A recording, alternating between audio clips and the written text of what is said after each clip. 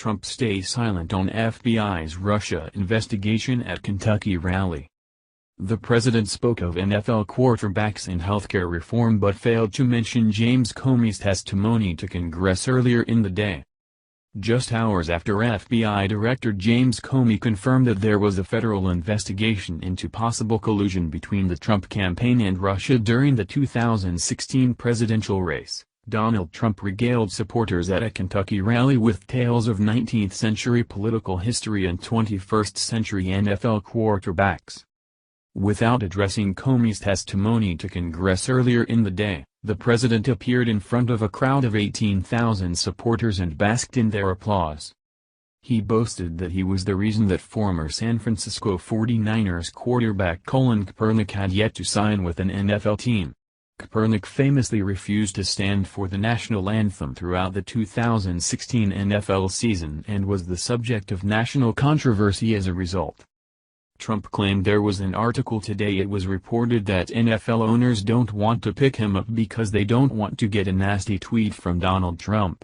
To the loud cheers that followed, he added, "The people of Kentucky like it when people stand for the American flag." Trump, who had been touting the perceived historic similarities between himself and Andrew Jackson, also spent much of the rally touting the philosophy of Jackson's arch-rival, Henry Clay. The president lauded Clay for his American system, which called for funding internal improvements with canals.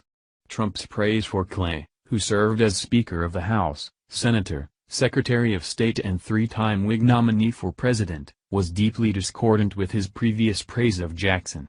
The seventh president of the United States vehemently opposed the American system and once said that one of his great regrets in life was not shooting Clay. Despite ignoring Russia in his speech, Trump did mention the ongoing Capitol Hill fight over healthcare reform. He described repealing and replacing Obamacare as important because it was necessary before any tax reform legislation could be passed. "We want a very big tax cut," he said, "but cannot do that until we keep our promise to repeal and replace the disaster known as Obamacare." Trump also engaged in his usual dark populist rhetoric, warning of a financial system stacked against the American people. In his view, these entrenched interests will do anything they can to keep the broken system in place, but they will fail and we will win because we are fighting on the side of our great American heritage.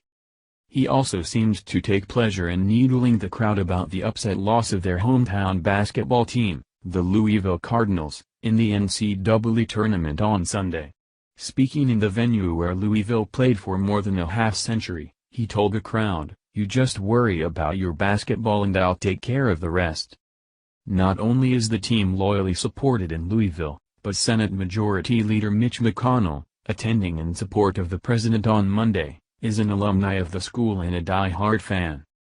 Attendees shared the lack of concern about Russian influence in the 2016 election. Wendy Lambert of Lynchville, Kentucky said, "I don't believe in any of the Russian hacking or all of that stuff. I don't believe so because it was all a setup." She added that in her opinion the setup was mostly on the Democrats, on the Hillary side. Janice Whitworth of Louisville, Kentucky, echoed those views, noting there hasn't been found any evidence of it yet. She said that while Russia was maybe using the media, none of the election devices or machines are connected to the internet, so she wasn't concerned about hacking. "Since you're here, we've got a small favor to ask. More people are reading The Guardian than ever, but far fewer are paying for it. Advertising revenues across the media are falling fast. And unlike many news organizations, we haven't put up a paywall. We want to keep our journalism as open as we can. So you can see why we need to ask for your help. The Guardian's independent, investigative journalism takes a lot of time, money and hard work to produce. But we do it because we believe our perspective matters, because it might well be your perspective, too. If everyone who reads our reporting, who likes it, helps to support it, our future would be much more secure. Please subscribe my channel.